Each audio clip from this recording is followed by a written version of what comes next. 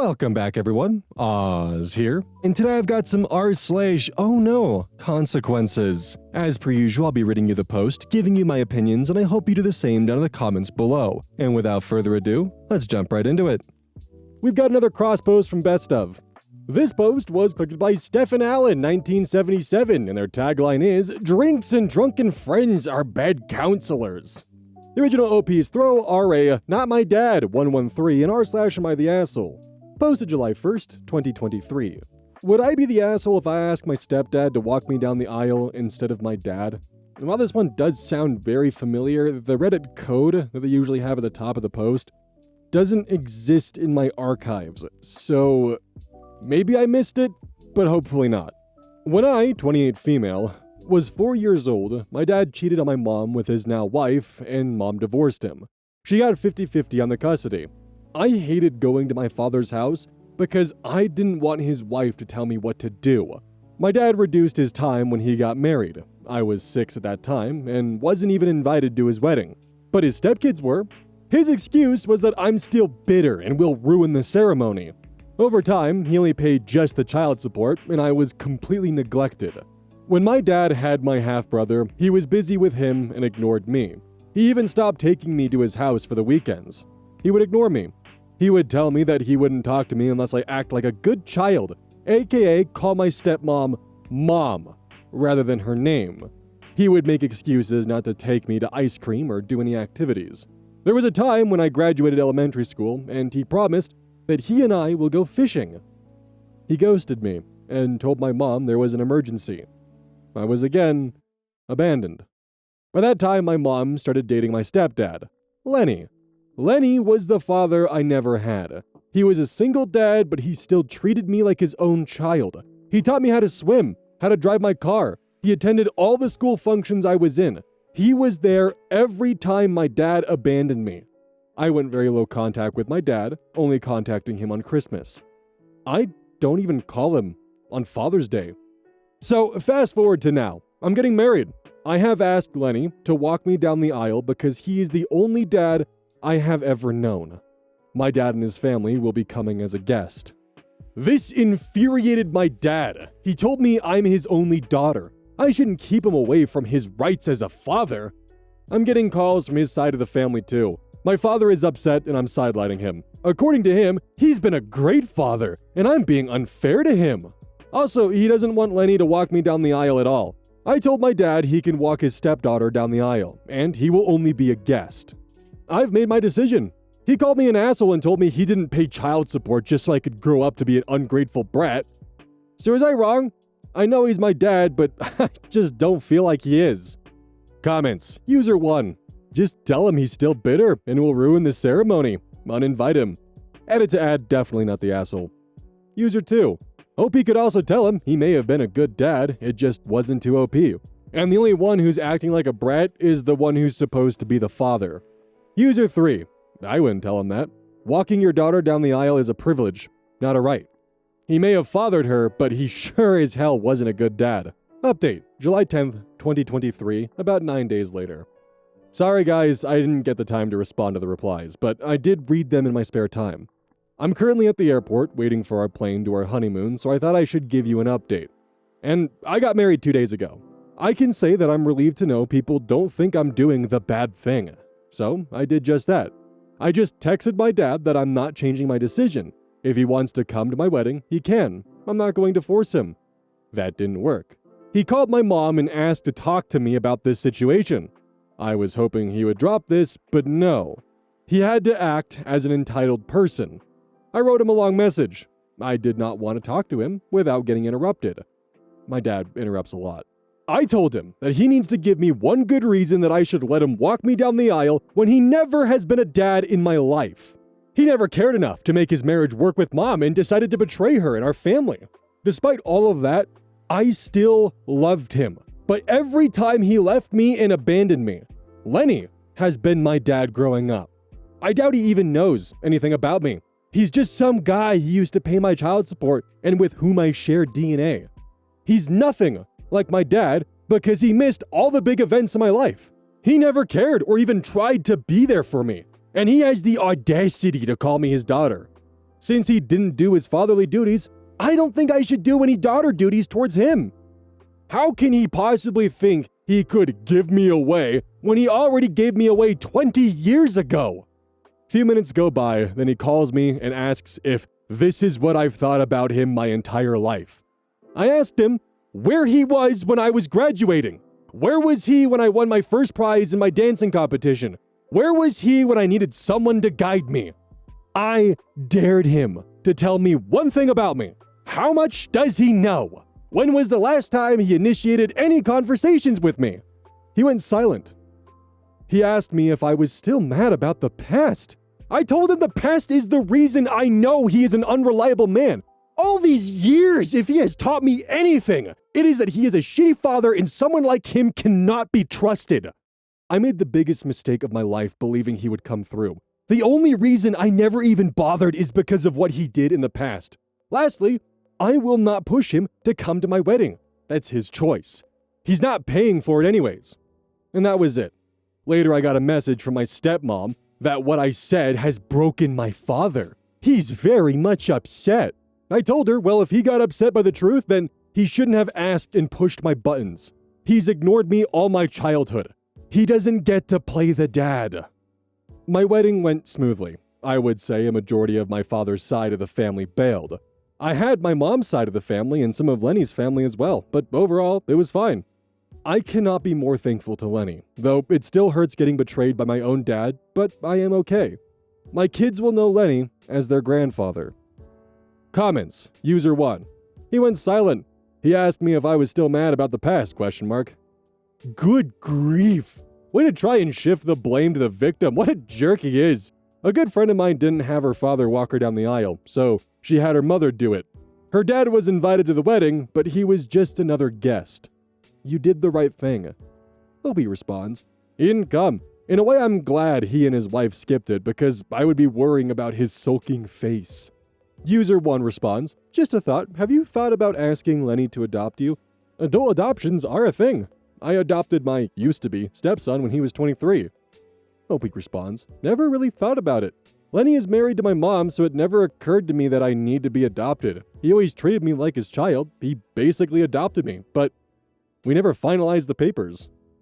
Final update, September 25th, 2023. Roughly 2.5 months after the previous update. It's been a long time. I'm here with an update. I'm not sure how many of you remembered my last post. First and foremost, I'm pregnant. I'm really excited about my pregnancy. My mom and stepdad have been really happy. I was no contact with my dad after the wedding. From my mother, I came to know he wanted to contact me. I don't know what excuses does he have now. My mom didn't give me his number or any contact information. I guess he heard about my pregnancy and wanted to contact me. I haven't heard from him, but heard from my aunts that he's been devastated since the wedding. He wanted to come to my wedding, but he wasn't sure if I wanted him there. I mean, even if he's not walking me down the aisle, I still wanted him at my wedding. They've been pushing me to talk to my dad and at least hear him out. I don't think I can. He's been pining over the fact that he will not get to see his first grandchild. He's very upset and cries all the time. My stepmom also called me from a different number to persuade me to talk to him. She says I'm breaking their family by being petty, and I should just let it go. My father is sorry for everything. Well, I responded in a very mean manner, which I sort of regret. I told her, you mean like you broke my family 20 years ago by sleeping with my father?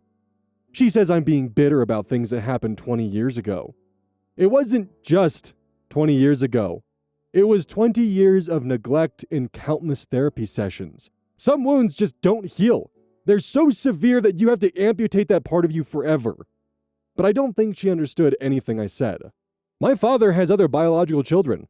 Since he was there for them all the time, maybe he should ask them to give him grandchildren, and not the forgotten daughter he threw away because he prioritized his dick over her. Sorry for this long rant, I'm just a bit emotional, and someone suggested that I should ask my stepdad to adopt me.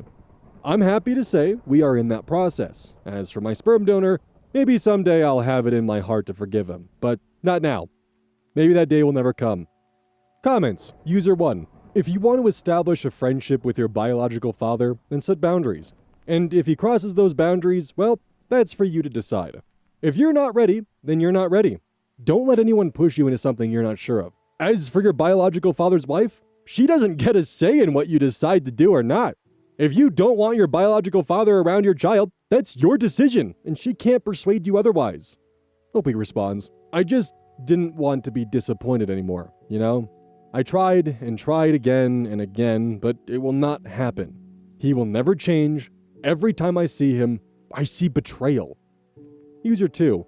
the nerve of the homewrecker accusing you of breaking up their family. Opie responds, it was kinda hilarious to hear her gasp as if I had accused her of murder. LOL. User 3. Good for you for continuing to stand up for yourself and now your family. He wasn't there for you when you cried for so many years. So why the hell are you expected to turn around and parent him 20 years later? It's not your fault his delusions of what his family looks like is now broken because he was entirely absent and now must acknowledge the consequences of his actions. Keep him away from your kid, and I wish you a lifetime of peace. It's actually kind of just incredibly unfortunate for OP, not for the father, that if he had just stepped up and just been around and tried to involve her in his life and vice versa and try to be involved in her life and didn't just cast her aside and pay child support and act like that was good enough, I'm sure OP would have been just fine with having him walk her down the aisle. But he wasn't. He literally believes that by simply cutting off all communication besides Christmas once a year, and it's not even seeing on Christmas either, it's a message by the sounds of it or a phone call, and then throwing on top child support means that you've been a good dad. Like, damn dude, you did something you were legally required to do. Wow. Like, damn dude, I'm sorry that you feel so bad and that this revelation that your daughter doesn't see you as a father broke you, but imagine how she felt for 20 years. It's not that she hasn't let go of the past, it's that she never had the opportunity to grow from it, to heal from it. You did this, dude. You ate the Nature Valley granola bar in the bed. You lay in it. God damn, the audacity of the stepmom. Oh. The cherry on top, too, is not once did they even apologize to OP for the behavior. It was, do you really think that way of me? You're really not gonna let go of the past? Instead, he was nothing but silent, but honestly, I can't even blame him after being hit with the burn of, you already gave me away 20 years ago. Cross-posted from r/am I the asshole. Am I the asshole for not paying for my daughter's wedding because she isn't following the rules even though I paid for my older kids? My wife and I always told all of our kids that we will be willing to pay for their wedding if they follow a few rules. All family has to be invited, exceptions if something major happens. The wedding cannot be a destination wedding if all your guests need to get on a plane basically and leave the country. Immediate family gets a +1 even if they are not dating someone. Overall, the rules are not that hard to follow in my opinion. My daughter, 31 female, is marrying Cindy, 34 female, and they picked out a venue and are working on the guest list. They both know the rules if they want me to pay. My daughter informed me yesterday that the wedding will be child-free. I told her that goes against one of the rules of me paying, that all family must be invited. Yes, that includes the kids.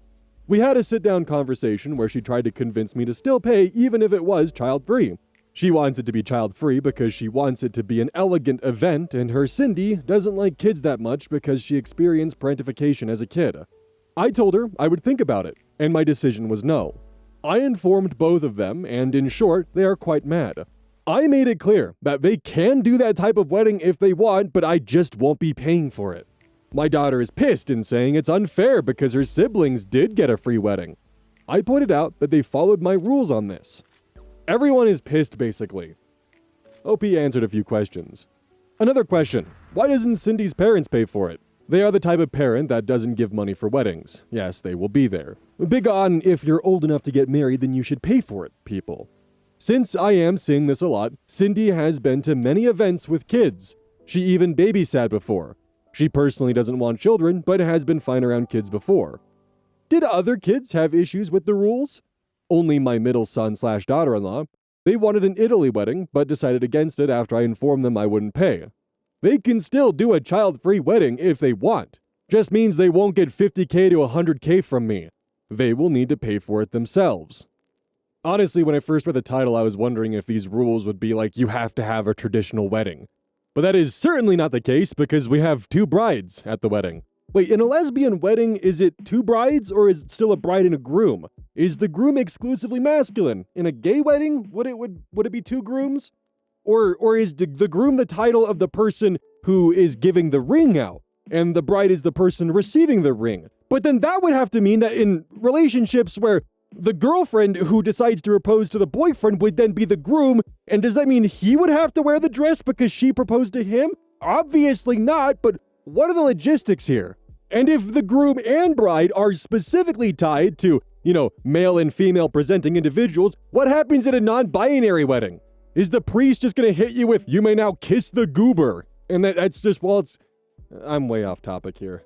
Long story short, I was expecting the rules to be a lot more strict than they actually are, and it turns out that it's a pretty easy request. Hey, I'm willing to give you $50,000 to $100,000 for your wedding, as long as it's accessible to all members of the family. Those aren't insane rules, and that is an extremely generous offer to provide. It's also not like these are new rules either. These rules have been around for multiple other weddings for the children, all of which followed them. Also, I'm pretty damn sure that 50 to 100K could easily pay for childcare within the wedding. Like, that is a pretty down-the-middle compromise right then and there. This also isn't a gift. This is simply the offer of, I will pay for your wedding if you follow these rules. And the daughter is saying, well, I'm not going to follow these rules. Are you still going to pay for the wedding? No. You are not entitled to a free wedding. The fact alone that your father is in the position to offer you this kind of financial aid for your wedding is already monumentally, incredibly generous.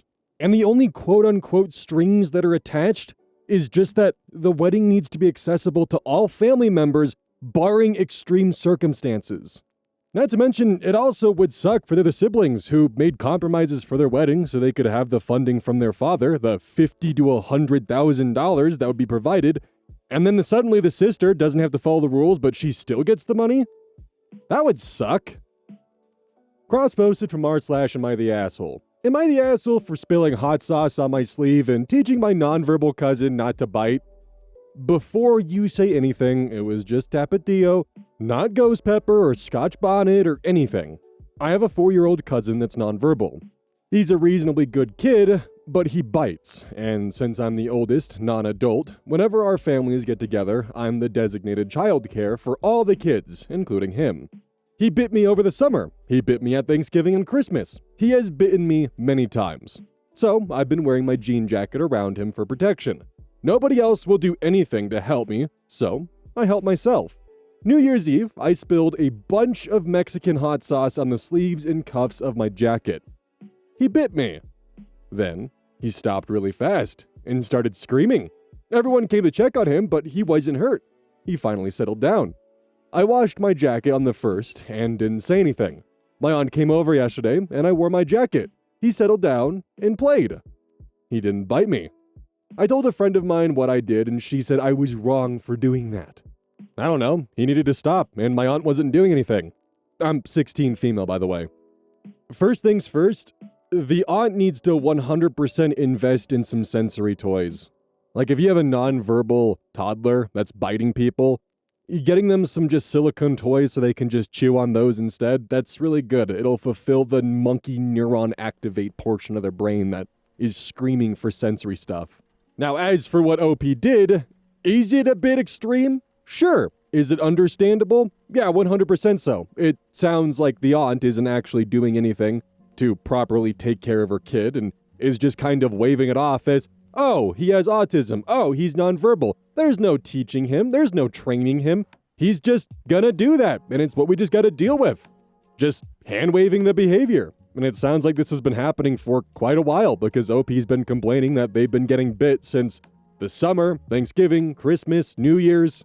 It's a reoccurring problem that doesn't seem to have any solution in sight until the child learns, oh, if I bite people, it can be really spicy sometimes. Maybe I shouldn't bite people anymore. Not to mention, it's probably good that they learn this now before they end up biting someone in daycare or biting someone they shouldn't be biting and they end up getting hurt from it because the other person reacts poorly. So learning this lesson early is good because God knows the aunt isn't actually teaching it. Not to mention, biting from a human, if it breaks skin, that can actually be extremely dangerous because of the bacteria, and the infections that can spread from that are nasty. We have a cross post from r/bestof. This post was collected by Blue Moon of Uranus. The original OP is both Striking Still 3721 and Side Salty, confirmed to be the same person, and r/Am I the Asshole, and later in True Off My Chest. This was originally posted in March of 2022. Am I the asshole for ditching my wife at the mall because she was taking too long? I'm a 34-year-old man and my wife is 29. We've been married for 5 years. Since we started dating, she's always taken her sweet time doing everything. Getting dressed, doing her makeup, eating, whatever it is, she takes forever. I'm generally a patient person, but I get extremely anxious when I'm late for something with a scheduled starting time. Alone, I've never been late for anything. With her in tow, I'm late for everything. The most frustrating thing about this is that she seemingly has no ability to comprehend that she's making people wait. If I even suggest that she moves a little faster, she gets really defensive. A few years ago, one of her best friends dumped her because she was tired of her chronic lateness.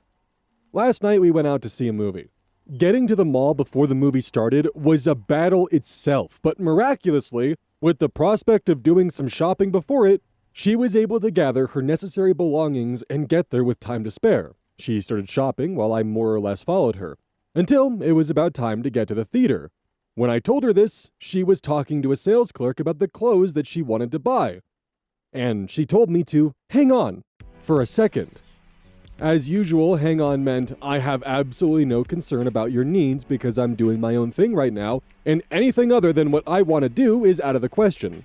I waited around for a couple more minutes until she started taking jeans off the shelves to try on new combinations. The previews had already started. I told her again, and she said we can just skip the previews. At this point, I just walked away, which she naturally didn't notice, turned off my phone, and enjoyed the movie myself. As a side note, I missed the first few minutes of it waiting for her, standing in line and making my way to the theater. On my way out of the theater, I saw her on a bench in the lobby beside herself because I ditched her. I honestly didn't feel bad at all, and I told her that I'd do it again. This made her more upset, and finally, we had an awkward, quiet drive home. Apparently, she was actually looking forward to the movie too. Was I the asshole in this situation? I felt it was supposed to be tough love, but she seems really hurt. Update, about 2 months later. I'm divorcing my wife because she has been late for 90% of everything we have ever done together. Everyone we know is shocked and confused, but I don't care. No, I'm not having an affair. No, I'm not having a midlife crisis. No, I'm not looking for a younger woman. And no, I'm not hiding anything. My wife and I have been together for 12 years. During this time, she has not made even the slightest amount of effort to be on time for anything we did. When we were dating, average wait times were 15 minutes to an hour for her to finally fucking show up. I waited because I loved her. After marriage, she somehow got worse. And after childbirth, she got even worse. She used to blame circumstances for being late every time, but now she just blames our son. I put up with it because I loved her. Example 1. We're currently looking at preschools. We're 15 to 30 minutes late for each meeting because the thing we need most in our lives is for the teachers to believe our son is chronically going to be late for school. It's always something with her. Example 2. I wanted to see a movie in theaters a while ago. She wanted to come too. I had to leave her in a clothing shop because I was going to miss the start of the movie. Of course, she was livid. Example 3. A few months ago, we went to see a concert of a group she likes. We were an hour early, because of course we were an hour early. It was something that she wanted to do. I'm so sick and tired of it. Dinner reservations are always a toss-up because restaurants in our area have no chill and will cancel your reservation if you're a minute late. Growing increasingly anxious as she stares at her fucking phone and trying to ask her in the nicest way possible to hurry up is a horrible feeling, especially since she will flip her lid the second that I try to tell her we're going to be late. Meeting up with friends? Going to a children's event with our son? For fuck's sake, even trying to take a walk is always an ordeal of trying to get her to put the goddamn phone down and get ready so I don't have to stand there like an idiot. I think my boiling point was last week when I stood at the entrance of our house for 20 minutes with our son as he grew increasingly impatient, and then seeing she had abruptly decided to start vacuuming the house. I'm getting spammed with calls from mutual friends and family. She went and told everyone that we're getting divorced. Everyone wants to talk me out of it. I just broke. After years of patience. I have no regrets. Funny enough, last week we actually had a very similar post about this of a guy who was always dealing with his chronically late girlfriend, and I had the feeling that it was potentially bait because the way that he talked about his partner and the way that he talked about her content creator stuff just didn't quite sit right with me. This one is a good example of someone who is upset or angry with their partner or disgruntled with them, but it still feels like they're talking about their partner. I think last week the biggest red flag for me was just the fact of how he spoke about her being an influencer. It genuinely felt like someone trying to describe what an influencer does with only tangential knowledge of how influencers actually act and behave behind the scenes. And that was the red flag that then led me to overanalyze the language and made me feel like he's not actually writing about his partner. It feels like someone who's writing about what they think a partner should sound like.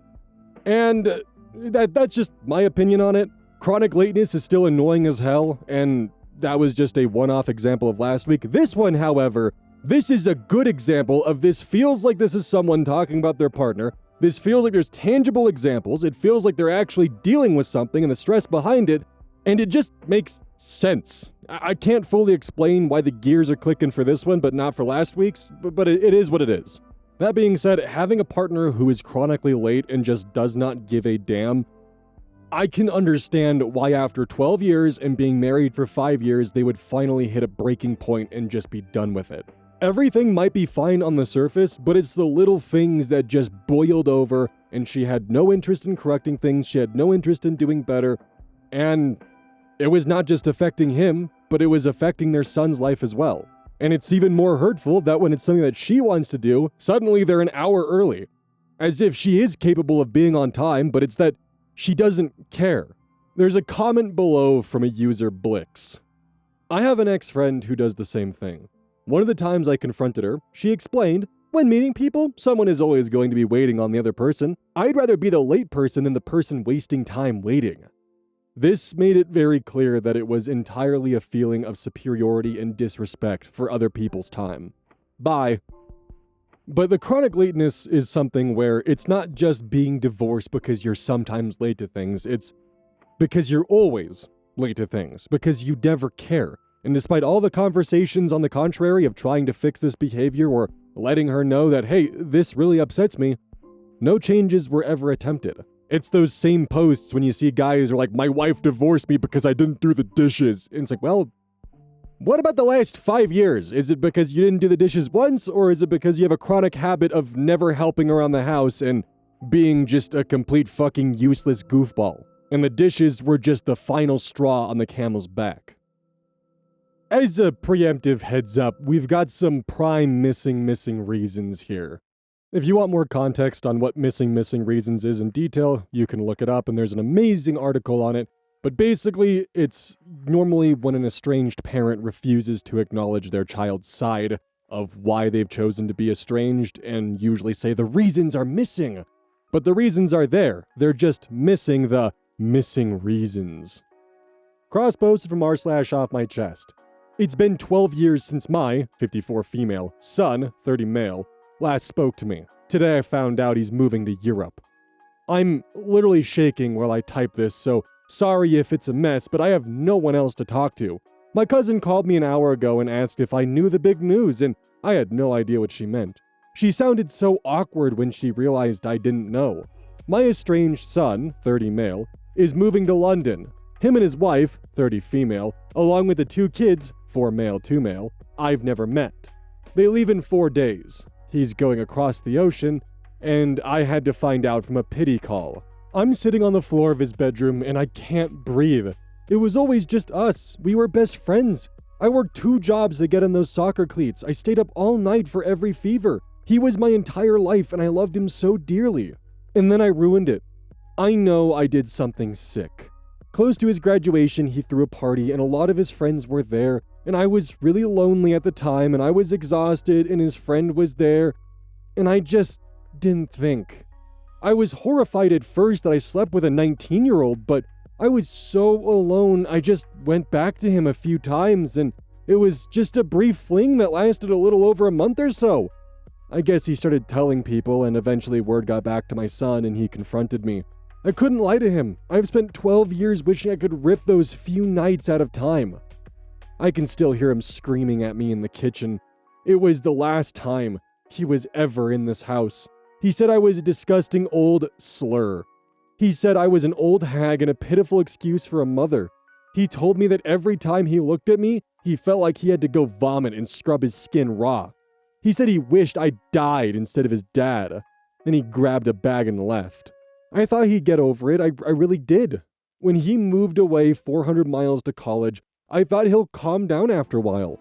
I gave him a year and decided to visit him during his sophomore year and drove to his college because I thought if he just saw my face, he'd remember all the good times we had and he'll forgive me. I even made his favorite cookies, and when I wanted to see him, he had apparently called campus security. I had to sit in my car and sob while the police told me if I didn't leave, I'd be arrested for stalking. My own son had them escort me out like I was a criminal. I found out he got married from a Facebook post my cousin showed me. I have 2 grandsons, 4 and 2, and I don't even know what their voices sound like. I spend hours, literally 3 or 4 hours every single night scrolling through strangers' pages looking at tagged photos of his wife's friends just to see a blurry glimpse of his kids. I saw a photo of the oldest at a park and I cried for 2 days because he has my nose. I still keep his room ready. I know people will say I'm crazy, but I don't care. Every Sunday I strip the bed and wash the sheets. I take his old track shirts and his flannels out of the dresser and I wash them with the same Gain lavender scent I used from back in the day. I iron them. I press the collars. I fold them perfectly and put them back in the drawers. I keep his shoes lined up by the door. I spend hours going through old photos wishing I could bring back that time. I'm 54 and I'm a ghost in a museum for a boy who hates me. In a way, I guess I thought that maybe if I kept doing this and kept it the same someday, he'll come back to me, but he's officially moving halfway across the world and I'm never gonna be able to accidentally run into them. Just nothing. The kid I raised all alone wants nothing to do with me anymore. And now he's going to London. He's going to be thousands of miles away and my grandkids are gonna grow up with British accents and they won't even know my name. He's leaving the country and he didn't even think to say goodbye. He's just done with me. I don't know how to keep doing this. I just want my boy back. I'd give anything to go back to when it's just us. I'm so alone, filled with misery. Pretty much every comment in both OhNoConsequences and the original thread are all in agreement that there is no way the full picture is being told here. That sleeping with his friend, not just once but numerous times, was the straw that broke the camel's back. It was the final nail in the coffin. At what I can assume to be his high school graduation party, you slept with one of his friends. That's not good. User Stardust Luna 3D has a really good comment on this. I do not think the relationship with the 19-year-old is the only reason why your son cut contact with you. From what you've written, it sounds like you are using him as a crutch to get through the loss of his father. This presents a few key problems. 1. Your son was made responsible for your happiness and well-being instead of you taking care of him. 2. You never fully addressed the idea of being alone. 3. I would not be surprised if you infantilized your son because you could not accept that he would grow up and live his own life one day. Even now, you still call him your boy, and you still want to go back to just the 2 of us. But here's the thing. Even if he welcomed you back into his life, it won't be like it was. You do not have a boy anymore. You have an adult son with a family of his own. You need to see a therapist. You need to take accountability for the mistakes you've made throughout your relationship with your son. And keep in mind that even if you do all this, it does not guarantee he will talk with you again. You need to accept the possibility that you will never see him again. Any work that you do in therapy should be done for you, so you can learn to live a more fulfilling life on your own. I do honestly hope that one day you're able to reconnect, but that won't happen until you take a real, honest look at how you got to this point. Don't forget, this is brought to you by GamerSupps. Use code OZ at checkout. It's basically a caffeine powder that you put in your water, and I actually really like it. I use this on a daily basis. Don't forget that every purchase you make using code OZ directly supports the channel. And if you want a personal recommendation from me, I would either recommend the Soda Pressing Bear or Dragon Fruit Punch. Those 2 are currently my favorite flavors. And as a note, once we sell a certain amount of stuff, I get my own flavor and my own cup, and you all know I'm gonna choose some degenerate shit that's gonna make their PR team squirm. My goal is to make them regret partnering with me. So please, use code EYES at checkout to make my dream come true of making a PR team squirm.